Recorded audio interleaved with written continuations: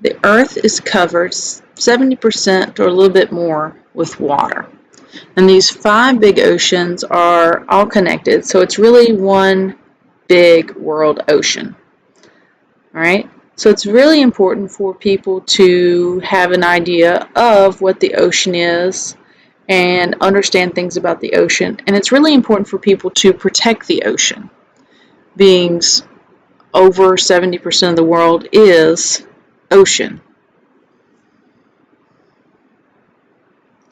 So just like on land, the ocean ecosystem has food chains. All food chains start with a producer, and a producer makes its own food. All food chains end with a decomposer. Decomposers break down organisms. And most food chains have consumers as well. And consumers use other organisms for food. Okay, so the ocean ecosystem has food chains, and these food chains combine to make food webs. All right, food chains combine to make food webs. All food chains start with a producer, end with a decomposer, and can have consumers in the middle. Remember that all energy for food chains comes from the sun. All energy for food chains comes from the sun. All food chains start with a producer, end with a decomposer, and can have consumers as well. One of the smaller organisms in the ocean food web is plankton, and plankton is a free-floating organism. All right, there are 2 types of plankton. There's animal-like plankton called zooplankton, and plant-like plankton called phytoplankton. Okay, think about this. What do you find in a zoo? Animals. Okay, so animal-like plankton would be zooplankton, and then phytoplankton would be your plant-like plankton. So phytoplankton carries out most of the photosynthesis on Earth. Over 70% of the world is covered by oceans. Phytoplankton is the base of the ocean food webs. So phytoplankton produces most of the Earth's oxygen and is the base of the ocean food web. So the ocean is very important because that's where most of our oxygen comes from. Yes, other green plants and trees provide oxygen, but phytoplankton provides most of the world's oxygen. All right, so phytoplankton carries out most of photosynthesis on Earth. Photosynthesis, photo means light, synthesis means to make something. So photosynthesis is the process where organisms use sunlight to make food. And phytoplankton provides most of the Earth's oxygen and is the base of most ocean food webs. So here is an example of the parts of the ocean floor. The continental shelf begins at the shoreline and gently slopes underwater to an average depth of about 430 feet. If you were to go to play at the beach, this is where you would play. It's covered with thick layers of sediment, which would be sand, mud, rocks, and organic material. Okay, so this is a gently sloped section covered with organic material that's connected to the continent. It's the continental shelf. The next section is the continental slope. It begins at the edge of the shelf and it plunges down to depths of over 2 miles, and it's covered with thick layers of sediment. Remember, sediment would be sand, rock, mud, and organic material. All right, notice that the slope is very steep. Okay, it's a steep slope. The continental shelf is connected to the continent. Then you have the continental slope, which is a steep slope. The next section is the continental rise. The rise rises up from the abyssal plain, connects to the slope, It's a gentle, sloping area that connects the steep walls of the continental slope to the bottom of the ocean floor. And it is also covered with sediment.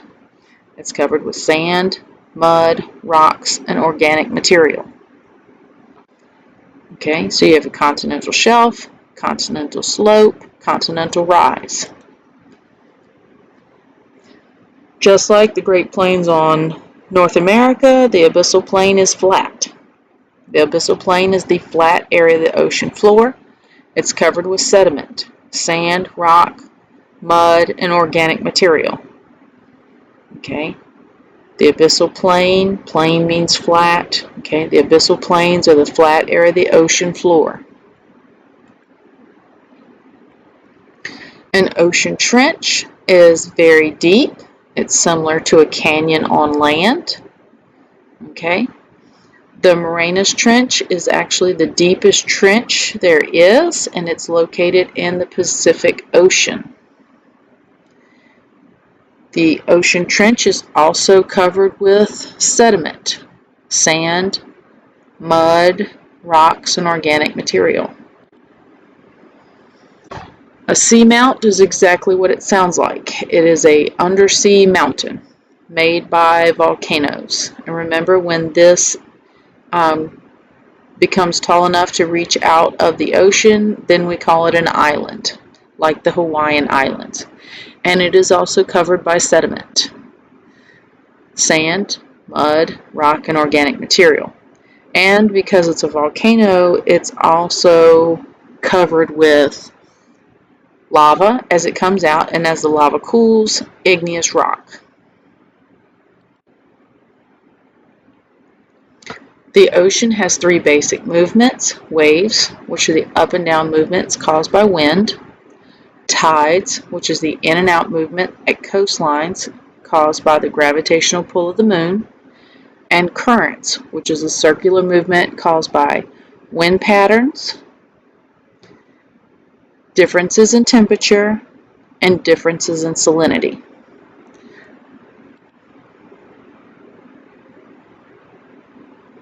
So currents are huge circular patterns.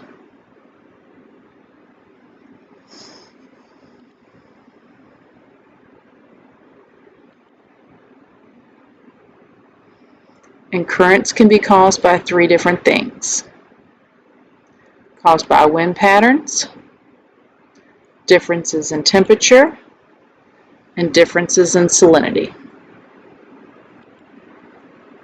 And currents affect where plants and animals live, and also it affects movement of ships around the world, because it's much easier to move with the current than against it. All right, one of our biggest currents that we want to talk about is the Gulf Stream, and it's important because it's basically right off our back door. Okay, so Virginia is here, and this is a Gulf Stream. The Gulf Stream is created by the wind constantly blowing this way. Okay, because the wind constantly blows this way, it creates this current called the Gulf Stream. And this Gulf Stream current not only affects things in the ocean, but it also affects our weather, because it causes storms off the coast of Africa to become hurricanes as they cross this warm water, which can hit the United States. So not only does it affect things in the ocean, but it can also affect our weather. So it's important to understand, because it affects both. So the Gulf Stream is caused by wind that blows the same direction all year.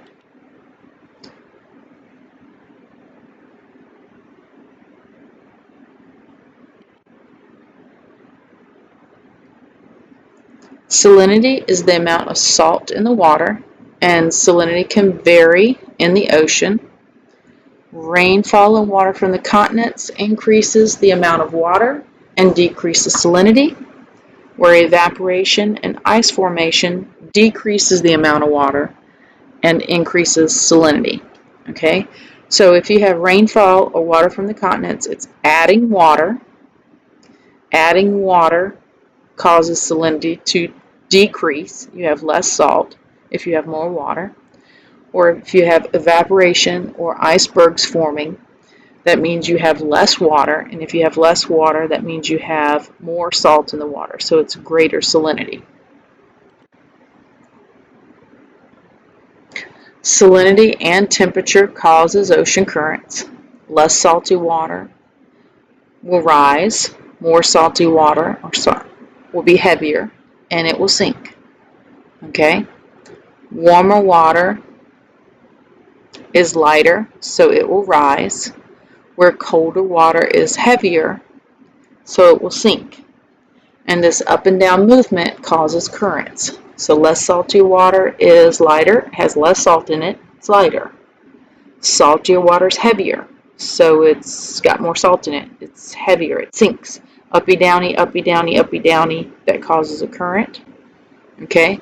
Warmer water is lighter, it goes up. Colder water is heavier, it goes down. Uppy downy, uppy downy, uppy downy, that causes a current. Alright, the ocean water is a complex mixture of gases like air and dissolved solids like salts. Alright, and this complex mixture supports many plants and animals. And it has some physical characteristics. All right, the ocean has these physical characteristics that affect organisms. The physical characteristics of the ocean are depth, salinity, currents, temperature, and waves. All right, depth is how deep the ocean is. Salinity is how much salt is in the water. Currents is that circular movement of the water. Temperature is how hot or cold the water is, and waves is the up and down movement of water. So salinity is the amount of salt in water, and salinity can vary in different spots of the ocean. That just means that different areas in the ocean have a different amount of salt. Okay, around the continents, you're going to have more fresh water coming off the continent into the ocean. It's going to be less salty, or you're going to have a decrease in salinity. Where areas where you have a lot of rainfall, you're going to have a decrease in salinity. Areas where you have a lot of evaporation, you're going to have an increase in salinity. In areas where you have a lot of icebergs being formed, you're going to have an increase in salinity. When you have fresh water added, the water is going to be less salty.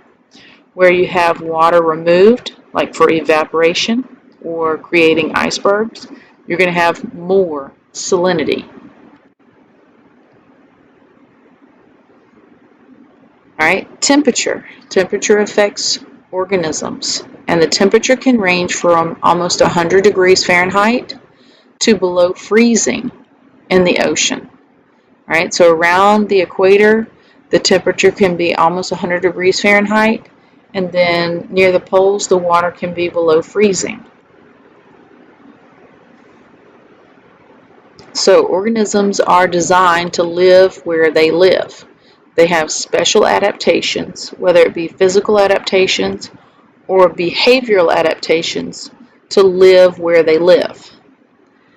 All right, some of the physical adaptations they might have antifreeze in their blood. They might have a thick layer of fatty blubber. Okay, they might have chloroplast in order to do photosynthesis. Those are physical adaptations that they could have. All right, antifreeze in their blood, that would be antifreeze. That would keep their blood from freezing, or a thick layer of fatty blubber. That'd be like insulation to keep them warm. All right, if they have chlorophyll, then that would be to make their own food, so they wouldn't have to eat other organisms for food. They could make their own food, like phytoplankton. Okay, and then they can also do behavioral adaptations like migration or going dormant. For example, ocean plants, they would grow during the summer and then become dormant during the winter months when there's not enough sunlight. Okay, So ocean organisms have special adaptations to deal with the temperature based on where they are located. All right, depth affects ocean organisms. Sunlight only reaches up to 3,000 feet, and as it goes deeper and deeper into the ocean, it becomes less and less and less.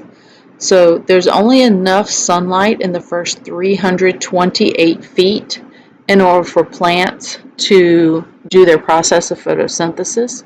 So plants live in the first 328 feet. And if you'll notice, only the continental shelf is in that first 328 feet. So most ocean organisms live on the continental shelf or in that first 328 feet, because that's where the plants are. So if you're a plant, that's where you live. If you eat plants, that's where you live. If you eat organisms that eat plants, that's where you would live. Now, not to say you don't dip down below that line and maybe go looking around or goofing off, or maybe you sleep below that line. But most organisms live above the 328 feet mark. If you live below 328 feet, this is when you start having special adaptations, especially if you live below 3,000 feet. The anglerfish lives below 3,000 feet. It has that special light it dangles in front of it to draw in its prey, sort of like a fisherman dangling a line, and then it just gobbles it up. Okay, so if you live below 3,000 feet, you have special adaptations to survive the dark and the cold, whether it be physical adaptations or behavioral adaptations. But most organisms live in the first 328 feet, because the deeper you go, the less sunlight. The less sunlight, the less light, and the less heat. The less light and the less heat, the less living organisms you have. Okay? The only thing that increases as you go deeper is pressure. Remember, pressure is the only thing that increases as you go deeper, because you have more and more water on your head as you go deeper and deeper. Okay? You can handle 1 cup of water sitting on your head. You can handle a little bucket of water on your head. You can even handle a big bucket of water on your head. But if I was to put a barrel of water on your head, or a truckload of water on your head, or a whole ocean of water on your head, that would not be very comfortable. Okay, so as you go deeper and deeper, you have more and more water on top of you, which means more and more pressure. So as you go deeper and deeper, organisms that live down there have special adaptations to survive in those situations. So most organisms live on the continental shelf, that first 328 feet, especially your plants. And if you live below that, you have special adaptations, because the deeper you go, the less light, the less heat, the less life, and the more pressure.